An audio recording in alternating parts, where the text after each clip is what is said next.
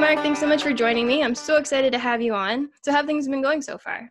Things have been great. Thanks so much for having me on. First of all, I love podcasts, and I'm so excited to be here. Things have been great. I'm actually a senior over at Wake Forest University in Winston-Salem, North Carolina. So trying to figure out, graduation stuff and getting ready for the big move to Nashville and trying to wrap up my college experience. But, things have been great. I just co-wrote a song that came out with #1 and platinum selling artist Amy Stewart that just dropped a couple days ago. So things have been really crazy busy with that. We just put out a new acoustic single for my top 40 country song. It's called I'm Down. I'm sure we'll play that a little bit later, but things have been great. Very, very busy as usual though. Awesome. Yeah, you sound very busy. And do you feel good about school getting all wrapped up? Yeah, I'm excited. Yeah. It's been an incredible 4 years, but I'm just ready to be in Nashville full time and ready to do this full time. Well, that sounds very exciting. Yeah. So let's get right into it. So I love your music. I really love your voice. You just have such a nice way about you. Thank you so much. I appreciate that. Thank you. So what made you get into music in the first place? It was cool because, my dad was kind of my, really influence in music growing up. And from the time I was, 5 or 6 years old, I was playing guitar for fun up on stage with his classic rock cover band. So I was playing a bunch of old Allman Brothers and Eagles stuff. And I just really fell in love with music. And by age, 12 or 13, he said, you're able to make some money doing this. So I went around to local swim clubs and restaurants and first, and I said, could I start to play? What could I do? Is there any possibilities here? And I remember my first show when I was 13, 14 years old, something like that. I got paid $50 for 4 hours. And I went and I played at the pool across the street from my house, and I fell in love and never turned back ever. After that date, I think I've played over 1,200 shows to this point. That was probably over the last, 10 years or so, something like that. But, it's been incredible. I've had a really great foundation. I've been really lucky to meet a ton of just awesome and really influential people in the industry who have really pushed me to keep going all the way through. And, it's been great. I spent a lot of time down in Nashville now, and my dad and I always, I'm sending demos back and forth all the time, asking for his opinion on stuff. But he was really kind of how I got into the whole music scene. Yeah, that's awesome. It's nice that you had that, your father there to help you and kind of Absolutely. got in there, your whole life has kind of been like that. So that's really cool. Yeah. So what made you get into country music specifically? Yeah, the funny part is this is the first question anyone ever asks me. And, the real answer is that I tried everything else and didn't really like everything else.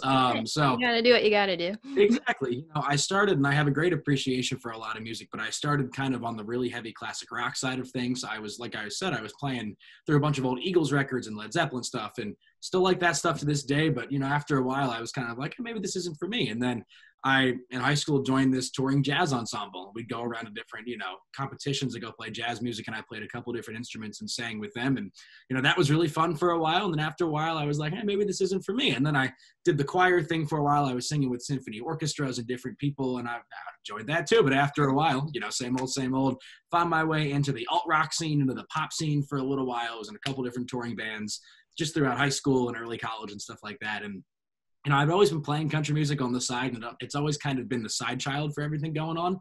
And then finally I was like, this is so much fun. Why am I not doing this full time? And I really got to college, and that was kind of the genesis of it when I said, I'm going to start putting out records and we're going to start doing this. And, I'd like to move to Nashville. And that's kind of how I got into the country music side of it. It goes way back for me, but it's kind of a weird, winding, twisting road as to how I got to country. But I feel like everyone does that at some point.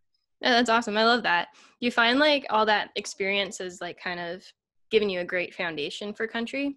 Absolutely. Oh my gosh. It's incredible because I come from a production background too. So when we're in the studio and I can, speak the producer's language, I can speak the guitar player's language. I play a bunch of instruments in there as well. It just makes it so much easier for me to be able to, have conversations with people, maybe not even in country music. Heck, the song that just came out with Amy Stewart is a classic pop song. It is a pop and gospel song, nothing to do with country music. But for me, a good artist, and she's a phenomenal artist, can take those kind of country, the things I might bring to it, and turn it into a really beautiful pop song. So that was really exciting. But yeah, it makes those conversations so much easier, and it really diversifies my palette a little bit for what I can bring into the music. And the record we put out back in October was full of, that was Maroon 5 influences, Metallica influences in there. There were some Garth Brooks influences in there. So I tried to bring, a whole, big mix of things together for that record. And I really love how it came out because it had so many different elements. There's pop songs, there's heartbreak, there's really hard rock songs on there, there's classic country stuff. So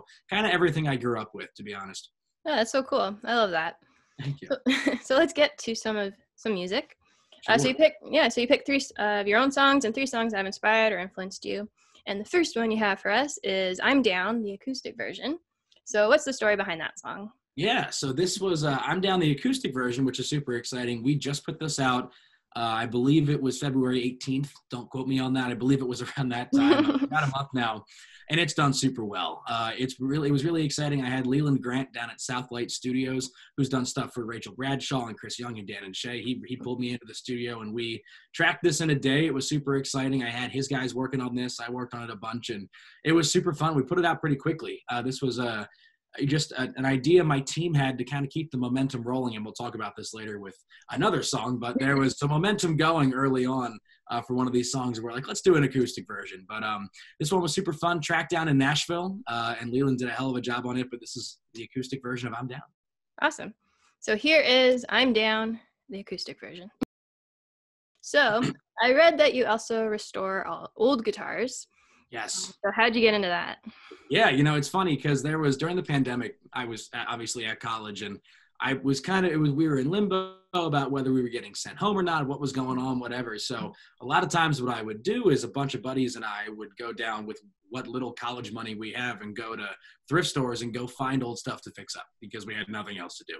And no one really wanted to go to school. So we ended up, hanging out at some of these thrift stores, and I ended up finding a bunch of these guitars and, taking them back and fixing them up and giving them to friends and stuff like that. But that became a really cool hobby of mine, and it really got me into the guitar building side of it. A lot of vintage guitars that I have sitting behind me in these cases right now that I take out on stage on tour all the time. So, just super, super fun. Something I didn't think would happen during the pandemic. It was started as a way to pass the time and ended up as just a really kind of cool hobby of mine that, folks really enjoyed because they were getting guitars on the back end, my best friends. But, it was a lot of fun, but that definitely was a COVID pastime.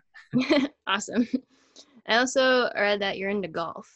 I am very much so. I am, different sources will give you different information depending on what time of the year it is, but I'm about a 4 handicap on the golf course, so I'll shoot about 4 over par. But love playing golf. That's my kind of relaxation. I just like to turn my phone off and ignore everything and just go out there for the 4 hours and go play 18 holes, and it's really fun. I live with now and a bunch of guys last year as well, people that love to go play golf all the time, and it makes college so much more fun when you can just pick up and say, hey, let's go do this right now, and you go out for 4 hours and you have a really great time. But absolutely love the game of golf. Would love to play with some of these country stars. I know a lot of these guys are hell of a good golfers. So, that's a big goal of mine. I'd love to get a couple of these guys out on the golf course. That's awesome. Aren't there a lot of really good golf courses in North Carolina? Yeah, a ton. So we're about an hour and 25 minutes or so from Pinehurst in that area in Wake Forest. So, really awesome golf. It's expensive. Oh my Lord, it's expensive to go play those good golf courses. But we'll make the trek down about once or twice a year. There's a couple of us that go do it, and we make a little weekend out of it. But phenomenal golf courses down here. Absolutely love them. Yeah, my dad's a big golfer, so all my golf knowledge is from my dad. There you go. I know nothing about it other than That's perfect. you get it in the hole. There you go. As long as you can do that, they don't ask for pictures, just the final score. It doesn't matter what you put down, just get the ball in the hole. That's good advice. Thank you. I also noticed you were nominated and won a bunch of a cappella awards. Yes. How'd you get into a cappella? Yeah, so what's funny is that I had absolutely no intentions of joining a college a cappella group when I got here. Absolutely none. I tried to avoid the audition like the plague. But I had a bunch of friends that were going to go do it, and I was like, what the heck? So I went out and I tried out, and we made the group, and we put out a record that year. And unbeknownst to me, the group that I'm in right now, I'm actually the president of it right now, and we're producing a new record right now. But we are one of the top groups in the country. We tour all over the world. We tour all over the country as well, but it's been phenomenal just because it's a really well received, it's a very niche group of music, but it's a very tight knit group of kind of music people.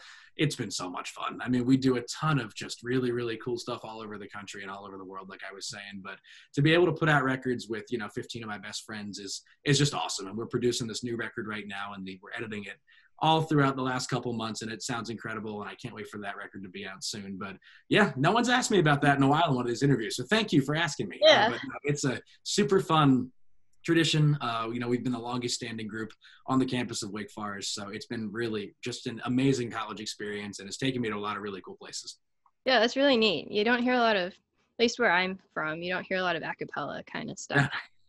It's totally different, but that's another thing that really makes me think outside the box Mhm. in country music too, is having, arranging experiences and directing experiences for much bigger groups. So that's been really fun for me as well. Yeah, that's so cool. You're a busy bee. Yes, no doubt about it. No doubt about it. Let's get back to some more music. So the next song you have for us is "You" by Dan and Shay. So why'd you pick this song? This was off of the new Dan and Shay record, and this one really gravitated towards me quickly.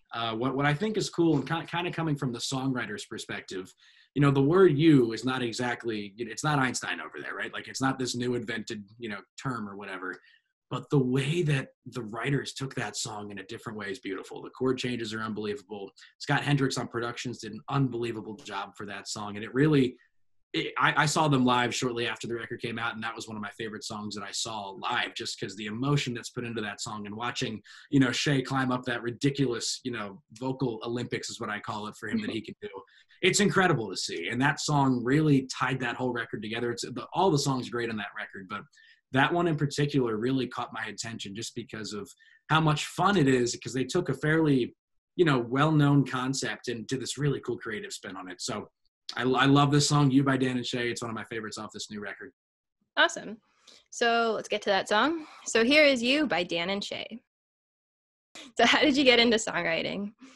Sure. The funny thing is, my family had been pushing me forever to really get into songwriting, and I had been kind of the well-known cover guy in Baltimore forever. So I'd go to bars 7 nights a week and go play covers and, go have fun with that. And I was like, no one's going to care what I'm singing about. No one would really, want to come see a Mark Taylor show. And that, over the pandemic was when I really got serious about it, because we had so much downtime and I had no idea what to do. And my family was driving me nuts. And I hope they're listening to that right now. They're driving me nuts. And this is why I started to really get into this pretty heavily.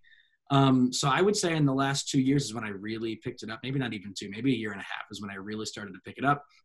And, I was friends with a lot of songwriters in Nashville. I just never thought it was my cup of tea. And I kept going with it. And the more I started writing, the more I was like, well, hell, let's make a record. Let's go put all this stuff out. It's just sitting in a pile here, and I'm not signed to right now to anything. I'm just gonna, we're gonna go and do this.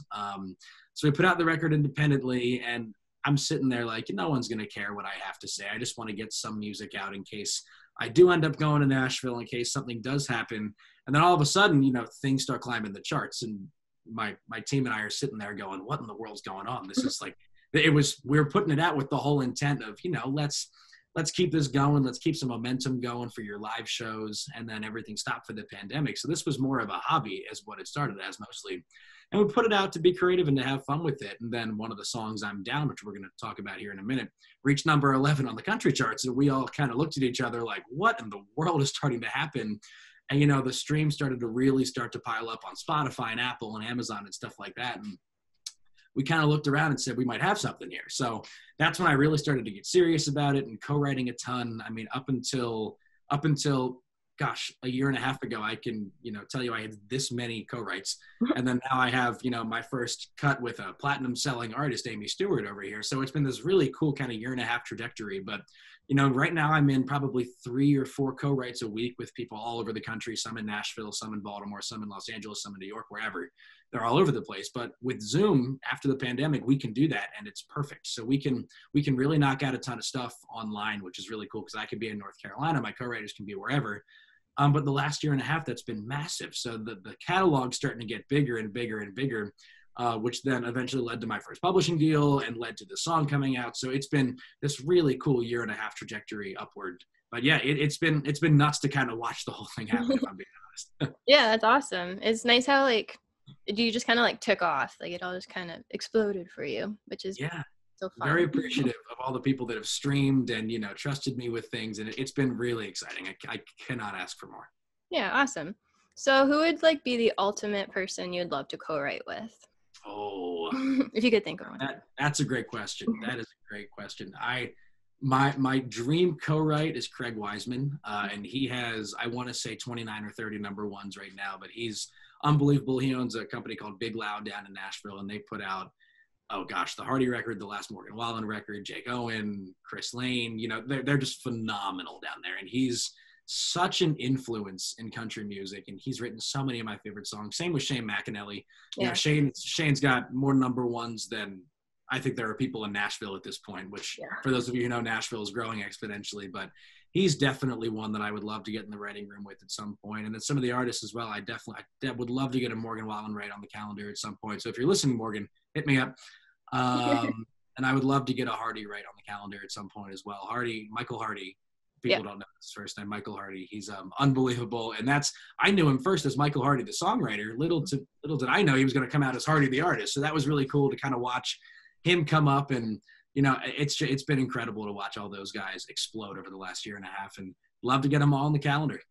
Awesome. Yeah, those are great choices. I could totally see you like fitting in with that too. I would love that. I would love it. So you're going to be my reference point, right? When they call, right. I can say, well, it's all good. It's all good, right? You're going to vouch for me. Thank you. So you also released an album last year called One. What was like the process of recording that album? Yeah. So what the cool part about that is that, you know, again, that was during the pandemic and I wasn't leaving my house. I was with my parents back in Baltimore, where I'm from originally. And we wrote this record and I reached out to a bunch of producers to be like, hey, can we do something remote or whatnot? So the agreement we reached was Simon Reed, who's a phenomenal producer down in Nashville. He was like, yeah, man, I'll help you out. We can do all this stuff. You're going to track some of it at your place. I'll track some at my place. I'll mix and master it. We'll put it out. So the conversation was pretty quick once I found him. He'd done some work for me previously, and he's a phenomenal producer down there. So it was an easy decision to go with him, but he made it so easy. And, you know, we got this record out and it just blew up, which was insane to watch. But he was so, you know, influential in helping me with some of this stuff. Because, I mean, what do I know? I'm a 20-year-old kid at the time sitting there going, I want to go make music. This is great. But he really kind of guided me down this path and did a phenomenal job with the production. And it was really fun. But that record, it's first one we put out ever. So that's my first record out ever, independent release. And it made me smile to see the so many people just rallying around that whole thing. It was really cool to watch. Awesome. So off that album, you have the next song, which is Buzzed on a Boat. Yeah. Which was your debut single, I believe. Yes. So what's the story behind that song? So the funny part behind this is that, again, stemming from quarantine, my parents and my sisters were driving me nuts. And they had been bothering me for, 5 or 6 months at this point to write a song called Buzzed on a Boat. My mom and my sister were like, you need to write this song. It could be huge. It could be huge. And I'm sitting there going, I do music in this house. I don't need help from any of you people. You're all driving me nuts. Stop talking about it. And finally, we're sitting on a beach. We're visiting some friends down in Florida around Christmas time a little bit later. And my sister looks over at me on the beach and goes, so I guess you're not talented enough to write Buzzed on a Boat, huh? And I got so mad at that point. I was like, nope, I'm going to do this right now. So I sat on the beach with my phone, literally with no guitar, no nothing. I sat there and wrote the song in 15 minutes. And I said, I don't care what this sounds like. It's done, and I'm not ever looking at this again. It's a terrible title. So we're sitting there, and 15 minutes, no guitar, nothing. I wrote everything down. About 2.5 months later, I am bored out of my mind in one of my classes online, scrolling through my notes app on my phone, looking for song ideas. And I see this title called Buzzed on a Boat. And I was like, what? Why does that sound familiar? I don't remember this, whatever. And under it, I see a bunch of lyrics. I'm like, what in God's name did I do here? And I started playing through the music that I wrote, and I started reading the words that I had written down. And I was like, well, this isn't half bad. I kept going with it. I kept going. I was like, my God, this is the single. So I sent it over to Simon, my producer, and I was like, listen to this. I think this needs to be on the record. And he started laughing. He was like, dude, we're going to do this right now. I was like, all right. So we ended up tracking it like that. It went out as the first single. My whole team, I sent it to them, and they were like, where was this when we were meeting about the album? And I totally forgot about it. So we put that out as the debut single. Another one that did really super well. Didn't go so high on the country charts, but this one that's always going to be near and dear to my heart just because it was the first one out, and it was really, really fun to watch this one rise up and, you know, just be a super fun song for the summer. And, you know, it's been, when spring break hits, those streams start to spike a little bit. When summer hits, those streams start to spike a little bit. So we're hoping this summer for a really big return for Buzzed on a Boat. But yeah, here's Buzzed on a Boat. Awesome. Did you thank your sister for it? Yes, yes. My mom and my sister, they will not let me forget. And they said the minute I accept whatever, if it ever wins an award or something like that, they have to be there in the front row. So that's my deal with them. But yes, they've been thanked many a time. Awesome. So here is Buzzed on a Boat. So music isn't always the easiest of career paths. So what motivates you to keep working towards your dreams? I would say definitely the highs are so high in this industry. And it's wild to think about because, you know, you'll see artists one night playing in front of 40,000 people at a stadium, at an arena, whatever, and then they're playing on Broadway or on Music Row down in Nashville the next night. So it's kind of crazy to think about this. And you take, you know, I'll take Ernest, for example, right now, who's really big in the industry. He's a phenomenal writer and a better singer. He's unbelievable. Mhm. But, you know, he's opening for Morgan Wallen sometimes. Then he was playing a couple shows last night at his own tour. And you can see just how crazy this thing is, where you're playing in front of literally 50,000 people, then you can go to playing in front of, you know, 2,000 people within 24 hours of each other. So the thing for me is I love chasing those highs. And it excites me every single day when I get to go up with the opportunity to go make something happen. So like, you know, we're writing the song for Amy. You know, that was something really exciting where that was my first like publishing deal. That was my first real legitimate like songwriting cut. That was my first kind of everything for songwriting outside of the Mark Taylor Enterprise stuff. But that was such a high for me that every day when I get up, in my mind, I'm sitting there going, well, you know what? You never know who's going to cut this song. You never know what this song is going to do. You just have to go do it. And believe me, there are days when I don't want to get out of bed. And I don't want to have to drive 6 hours to go play another show. I don't want to have to go do X and Y and Z. But the thought of, you know, missing out on one of those crazy opportunities is not something I want to take the chance of. So for me, that's what kind of drives me, is the excitement factor of, you know, getting up every day and really trying to do it and really trying to make it big. And at least in my mind, I like to, you know, tell myself that anytime you're not trying to advance your career, someone else is. And it's hard because you want to look left and right all the time, but you got to keep your eyes straight. You got to just keep going forward. And that takes a lot of time. You know, you'll be answering calls at 2 a.m. sometimes. You'll be writing at weird hours of the day. You'll be driving through the night to go get to a show where you're not even going to make back the gas money. But, you know, it's all part of it. And the hope for all of us that are trying to do this is that one day we can be standing at Bridgestone Arena having our songs sung back to us in front of 40,000 people on a Friday night. So, you know, that's the kind of exciting part for me for all of this stuff.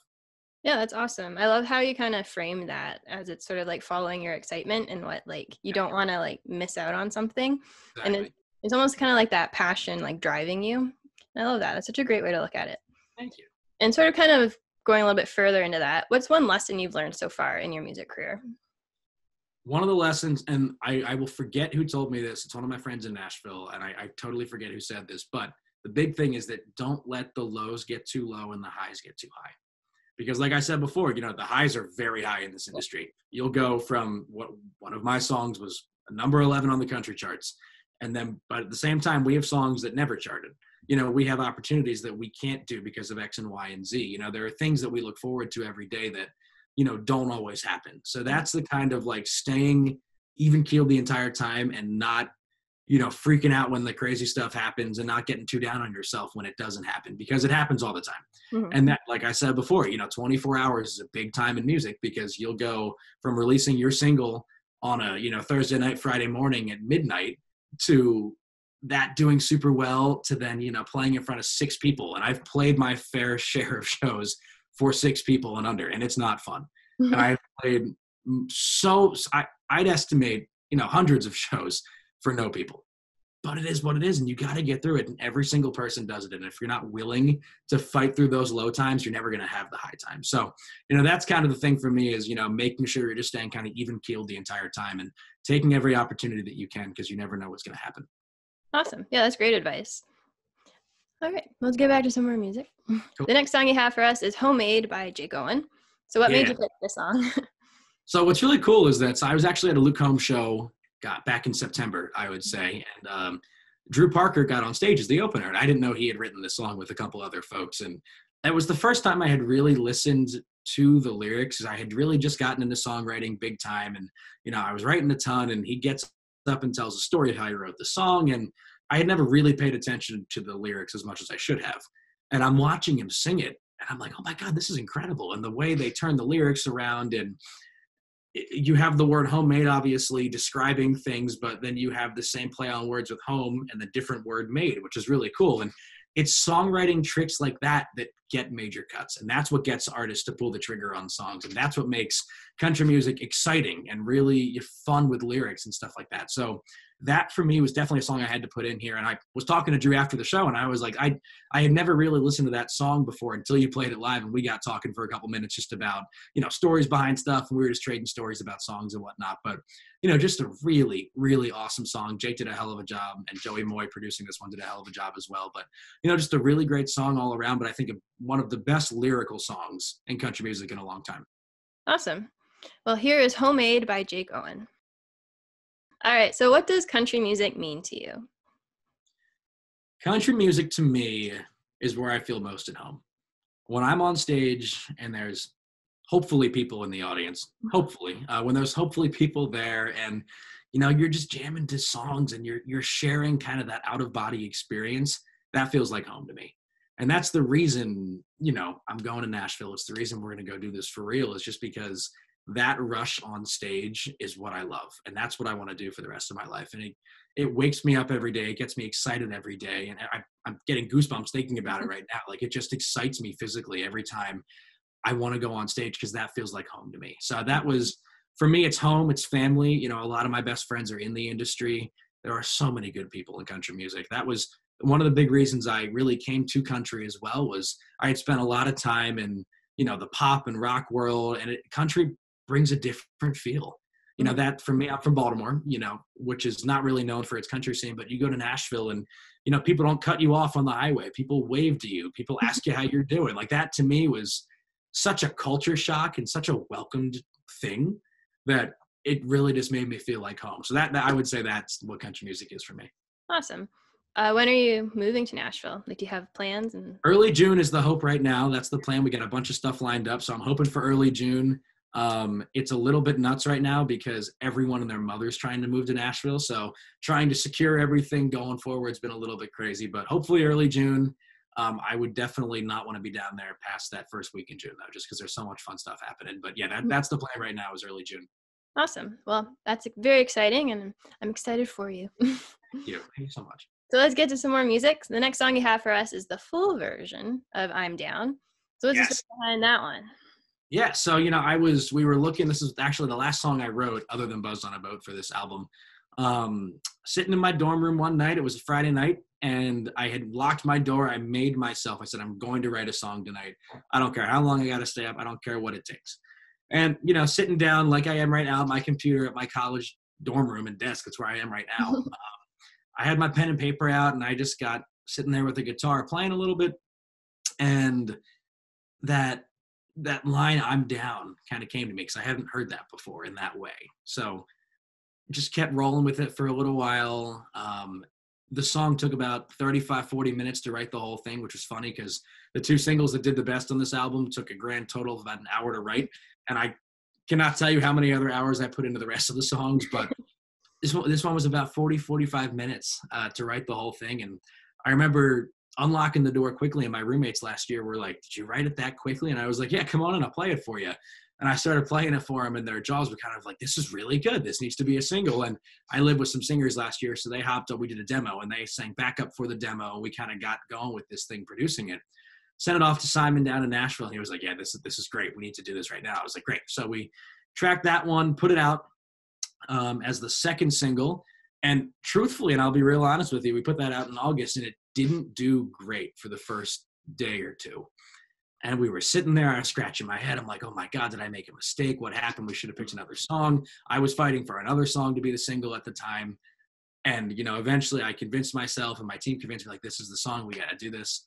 And then Spotify, in its infinite wisdom, came in clutch and put me on a bunch of these edited or curated playlists. And the song just blew up from there. Got to number 11 on the country charts. The streams were unbelievable. And we were on a ton of these really, really big playlists forever. And it changed everything. And it's funny, I go back and, the times when I'm feeling down or whatnot, and I want a little pick me up, I go back and I look at the numbers for the first 2 days of that song being out in August. And then the third day when it grows exponentially up like that. But I'm down. This was super fun. This is my first and only top 40 in country music for now, hopefully. It went to number 11, and it did super, super well on radio and on streaming and on everything. So this is one of the big reasons I'm getting the move to Nashville. So here's I'm down. Without further ado. So we'll do 5 quick questions. It's just for fun. Whatever comes to the top of your mind first. Okay. The hard-hitting kind of stuff, okay? I'm excited. All right. First one is, what's your favorite snack food?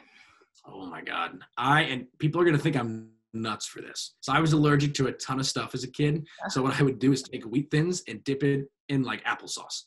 And like to this day, it's the weirdest thing in the world. And people make fun of me for it all the time. But like, that's a childhood snack that I was one of the only things I could eat growing up. So I was like, this is what I'm eating. And to this day, I'll still like around 3:00 every day, I go downstairs, I have a little cup of applesauce and I sit there just dipping in. And once the cup's done, it's over. But yes, that's the snack. Awesome. One place you would love to travel to? I would love to go to Australia, and I'll tell you why. Buzzed on a Boat did so well in Australia, and we have no idea why. It just blew up over there for whatever reason, and people really loved it, and it was getting played on radio over there. But I'd love to go to Australia and thank all of them for what they did in my career. Awesome. Favorite holiday? Christmas. Love Christmas. I love being with family. We make Christmas a really big deal at my house, and everyone from everywhere comes back, and we do church together on Christmas Eve, and we spend like a couple days afterwards together, and we just have a great time. Christmas, and my mom decorates the house by, I think, Halloween. The house is already decorated for Christmas. So every time I come home for Thanksgiving or for Christmas, the house is already decked out. So it's kind of hard not to love it. Awesome. Cats or dogs? Dogs, absolutely. I have a little dog at home, Penny, if she's listening. She is a little Morky, a little mutt dog, but she is my puppy, and I love her to death. Dogs, definitely. Shout out to Penny. Shout out to Penny, yes. Favorite TV show? Favorite TV show is a tie between The Office and Modern Family. Love both of them. Those are both very good. I'm an Office fan. I probably watched it all the way through like 7 times. But I haven't done that. I'm not 7 times. I'm probably 3 or 4, but I got to get up. You'll get there. Don't worry. I'll get there. Awesome. So where can people find you? Absolutely. So you can find me on Instagram first at Mark_acoustic. It'll be Mark Taylor in big bold letters. Give me a follow on there. You can find me on Facebook at Mark Taylor Official Music. You can find all my original music on Apple Music, Spotify, iHeartRadio, radio stations all around the world, Amazon Music. I'm sure I'm forgetting 100 of them, but go find my music, Mark Taylor, on there. And you can also go to my website, www.marktaylorofficial.net, for updates on my tour dates, events, videos, songs, and all that good stuff. Awesome. And I'll have that all linked in the show description below, so you can just hit the link so you don't have to search for it. There we go. Perfect. Oh. Yeah. So the last song you have for us is Melissa by the Allman Brothers. Yes. So why did you pick this song? This was the first song I learned on guitar. I remember distinctly my dad and I were sitting kind of we had this really ugly blue shag carpet in my house forever in my living room. And we were sitting there watching our tiny TV. I was probably 5. And we were watching a Villanova basketball game. My dad went to Villanova for grad school. We were watching the Villanova basketball game. It was around March Madness time, and it was kind of snowing out. And he said, I'm going to teach you your first song. I said, okay, cool. So we sat down, and he said, this one's called Melissa. And he moved my hands around the neck. And that was kind of the first time. I had always been strumming the guitar, playing nonsense, but this was the first time I was really getting a proper guitar lesson. And to this day, my dad and I still play together all the time, and we'll do bar shows together and whatnot. He'll come up on stage with me sometimes. And this is usually the song we do because it happened first. So this one will always be very near and dear to my heart. Fun fact, I was actually playing a really big show down for the Army-Navy game, and the Allman Brothers lent us their tour bus, which was really fun when I was in high school. So I can say that I've been on the Allman Brothers tour bus too. But yeah, Melissa by the Allman Brothers, definitely it's a throwback for me, and I get emotional every time I hear it, and I love this song so much. Oh, I love that story. Well, thanks so much for coming on. Thanks for having me. This was so much fun. I love this stuff. Thank you. Yeah, and thanks so much for listening, and be sure to come back next week for more country music.